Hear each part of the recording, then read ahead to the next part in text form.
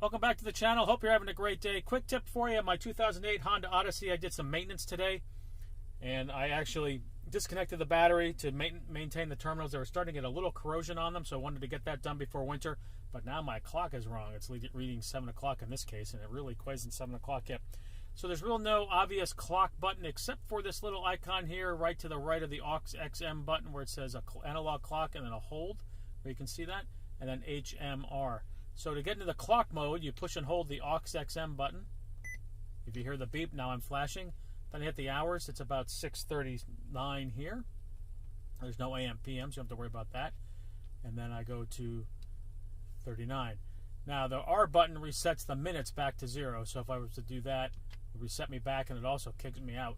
So I get back into that mode. So if you accidentally hit that, just get back in this mode, no big deal. And then I'm going to go to 6:39. We'll probably set it to 6:40 by the time I get there. And you can see here, to focus for you. And when I'm done, just hit the aux XM button, gets me back out, and we're all set at 6:40. So if you like this type of video, be sure to click the subscribe button. Check out fixitwithdad.com. Hope this helped you out a little bit and get your clock from flashing or get your clock from showing the wrong time. Thanks for watching and have a great day.